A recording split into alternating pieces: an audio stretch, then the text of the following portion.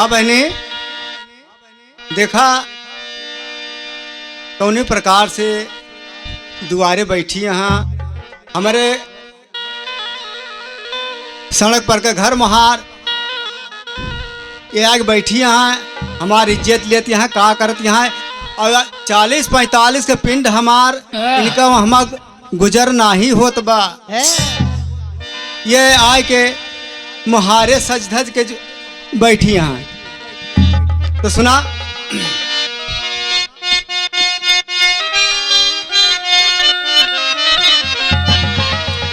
दुआरे बैठू बन के माई सारी इज्जत दीहू गवाई हर जाई निकल हमारी बखरिया से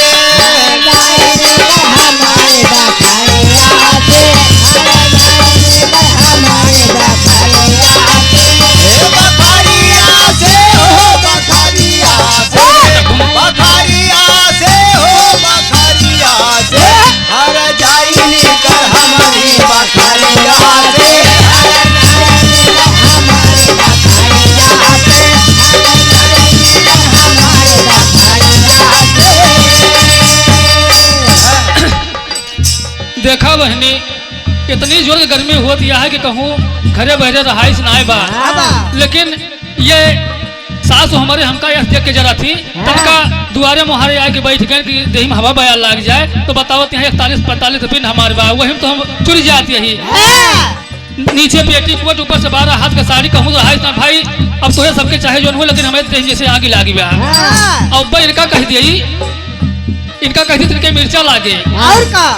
गठिया के ऊपर धोती बटोरे जो बाटे सारे गाँव पैतरा मारती है इनका इज्जत ना चली गए। हम तनिका मुहारे बैठ गए तो हम केहू लेके जैसे भाग जाती है नहीं जैसे करब वैसे कतहू करबू।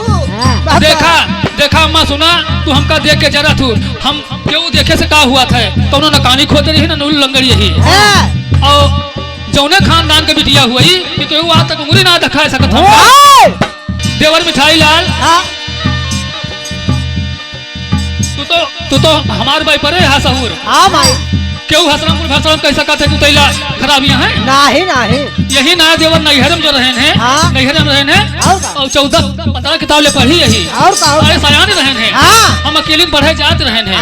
हम केहू साथी सगाती सखी सहेली ना बटवरन नहीं भाई अकेले नहीं आई अकेले जाई और राही में केहू अगर लौंडा मन चला हमका मिल गया फलानी आवा तुमका बैठा लिया साइकिली पे हम तुरंत निकाल कर देने हम केहू के नहीं वथु पे साइकिली फाटो केहू बैठन ना है नहीं नहीं और केहू हमसे बदतमीजी से बात की तो चपलन से बात की है वैसे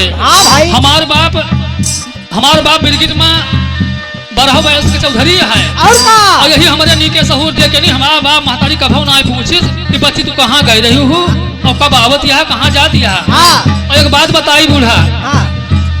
कि हमका हर जाई जिन बनायू आ तुमका हम समझा देते ही कि 12 हाल के धोती पहरे बाटू चाहे जौने फोके तू का गठिया लियो मैं बात बताओ तो पहले सुन लिया जब तू हमका बिटिया खान जनबू तो हम तुमका महतारी खान जानब और जो हमका तू पतोह की निगाह देखबू तो तुमका सास खान जानब और जो हमका दुश्मने खान जनबू तो हम तोहर हमारती ना उतारब तू हमका गरियाऊ तो गरियाऊ तो मारब। सुना अरे सुना एक सब जनी बहनी दीदी सब जनी देखत यहाँ कि कैसे करत यहाँ एक दुनिया जानती बा देखत बा हमारा सब देखत बा इनके उना देख हम पहले आए हैं और बूढ़ा बोलू बचन संहारी तो हम हूँ से सुनबू गारी बूढ़ा बोलू बचन संहारी नहीं तो हम हूँ देवई गारी और छिनार हर जाए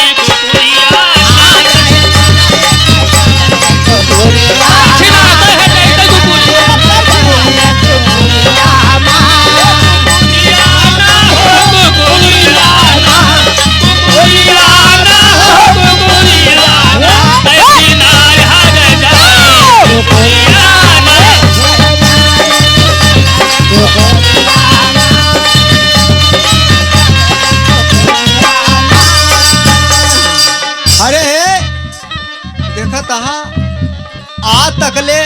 हे बहनी देखा आज तकले हमार भैया नैहरे से लेके ससुरे तक हमार भाई हमार महतारी हमारे आरी बगल वाले केहू आज तकले एक थी वरहन ना पाए हैं। अरे जिया हो बूढ़ा। और हमारे ससुर हमारे बूढ़ा रहीन आज तकले हमें कुछ कहीं ना न उनसे हमार टुन पुन भवे निकिन ये काल काल की छिलोहली आई के हमें कहत यहाँ हर जाई छिनार ये का जान लहू। हाँ बतावा। अगर हमें हर जाई छिनार बनवत यहाँ तो हम तो हैं घरे से मरहे न दे हाँ, तो अजुए हम निकाल दे अपना कर करासी चाहिए हमार बेटवा जिंदगी भर कैसे रड़ुए रहे। अपना कर करासी है हमका पतो गौरा से हाथी के मारे हम सिसियाई ये नैहरे से झगड़ा का पेटारा लेके आई है। सुना कहना बा अजुए छोड़ता घर हमार अजुए छोड़ता घर हमार तोहरा नाही बादर का। अरे रड़ुआ बेटवा रहे हमार भरू मारिया।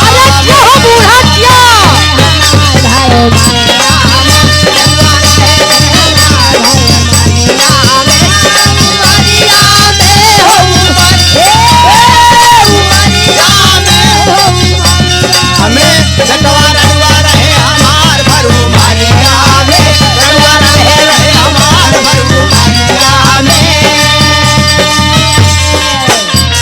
देखा अम्मा तो सपन देखत है कि हमका घर से निकाल दिया बू जैसे जैसे हम लव मैरिज कोर्ट मैरिज करके ना आई ही हो जान लियो कि अपने बाप महतारी के और अपने भाई भौजाई के गांव देश के ना कटाए के ना आया यही सात भावर घूमी बाटे हम बिये किया ही हमारे उत्कर्ष स्टूडियो वाले जो सोनू भैया हैं चमैला वाले ये फोटोग्राफर रहेगा रहे मेरे बियाह में अपने नहीं गवाए बूढ़ा तुम कहाँ गवा दिए भाई। सुना सुना और होई के छाती पे सवार आधा ले बैठे दुआर। अच्छा होई के छाती पे सवार आधा ले बैठे दुआर। आ तो कैनो आयो ना उड़ार यही बखरिया में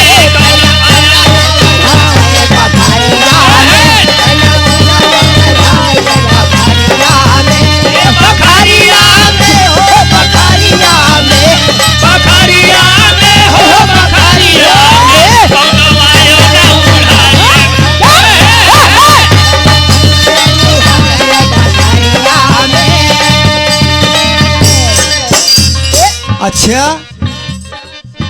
आधा बटौबू हमार मन से धू तन पेट काट के कैसन कैसो करम कह के इतना बड़ा महल बनवाइस घर द्वार बनवाइस और तू आज सुकई का नानी। अच्छा तो हमारे बाबू के नाम बना लियो वरौनी के माई वरौनी के नानी यही बात तुम्हारा हिस्सा बताओ बदे आई है। हाँ हिस्सा ले। अरे राम राम राम राम बूढ़ा जिया भला बतावा एक चीज और जान लिहू बतावा तुमका हम जोन बाटे हमा एक कौड़ी दिए बना एका जाने रहू सुकई के नानी तोहार बताऊ सुकई के नानी तोहार बताऊ पकड़ के झोंटिया बैलतियाऊ सुकई के नानी तुम्हें बताऊ पकड़ के झोंटिया बैलतियाऊ। अरे क्या हो बूढ़ा एका जाने रहू सुकई के नानी अब बताऊ पकड़ के झोंटी तुम्हें लतियाऊ। अरे खिसियाऊ भामा सागारियू दुआरिया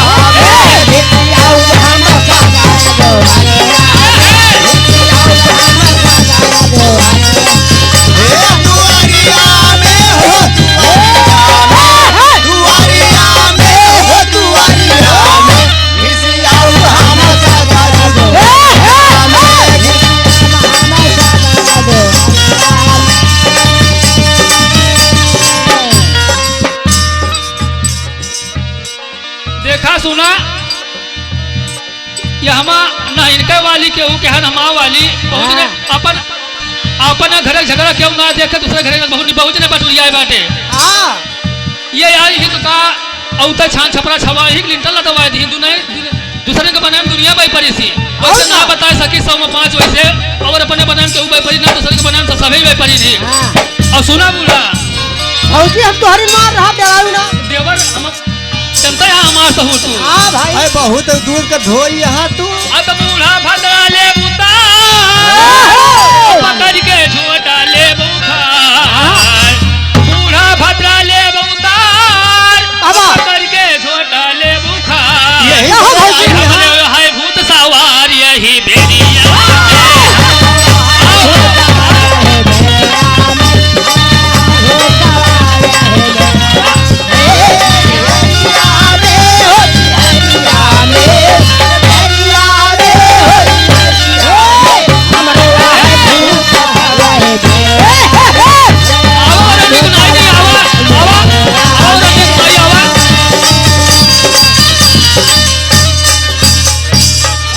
अब दशा देखा देखियो बहनी ये तो झोटी तहार ले सब इनके भू सवार बा जौने पहिए तौने कई दे दी अब हमारे बस के नाही न तुहा हमारे घर में बिल्कुल न राखब तुम्हें आज फैसला कराए के छोड़ा लिया फैसला हम माधव राम को बुलाऊ हाँ वो बिरकिट भरम पंचायत ऐसा का फैसला करा तो पंचायत तोड़े जाते वो नहीं सब कुछ करबे कि हमारे बेटवा के मोड़ी वो नहीं कटबे कि बहुत जने आए बहुत जने गए लेकिन हम केहू से कुछ नहीं सबके लौटा देन माधव राम आए कहा तहा के तोहा बेटा हमना ठीक बा रिश्ता लगा लिया लड़की बबुआ ठीक बा लड़कियों ठीक बा रिश्ता लगा लिया यो नहीं के कहे रिश्ता लगाएन तो ये झगड़क पे डारा लेके इनका पठाई देन हमारे यहाँ चला खूब झगड़ा की हूँ नरक बनाऊ हमारे घर का सुना हाँ माधव राम कले हमारा फैसला लिए करवाई अरे हमका चाही ना लुगाई इसमें हरियाणा चाही ना लुगाई तू हरियाणा तू हरियाणा हमका चाही ना लुगाई हे तू हरियाणा हो तू हरियाणा तू हरियाणा हो तू हरियाणा हमका चाही ना लुगाई तू हरियाणा हमका चाही ना हमका चाही ना लुगाई तू हरियाणा देखा माधव राम तू ही के ना चिंते बूढ़ा माधव राम बहुत प्रसिद्ध बहुत प्रचलित महापुरुष है महाकवि है हाँ। वो पंचायती में कभो एक तरफा फैसला ना कैसे ना कबो मान ना लिया कबो तुमका बुलवाओ बलवा लिया वह महू को चिन्ह थे मान लिया हमें कबर चिन्हत हुई है हाँ, और देखा भाई। कि गलत फैसला करता है तो जैसे राम हनुमान की लड़ाई भय रही ही भक्त भगवान की लड़ाई भय रही वैसे हसरमपुर के साईं बुलाए लाऊ माधव राम का चेला है हाँ, बुलाए लिहू, तू चेला रहू का का। कट्ठा कैसे बूढ़ा बुला सुना लू हाँ भौजाई डराई ना सबको बुला लिहू हम हूँ साईं का बोलबे फैसला कोर्ट से करबे हवा देखा तो जान लिया कि पंचायती मुँह देखी हुआ थी बा हाँ तो बूढ़ा हम नारी शोषण के और अपने हक अधिकार के लिए याचिका दायर कर दिए भाई हाँ। हक लइके हम तुमसे सुना हाँ हम हूँ साईं का बोलबे फैसला कोर्ट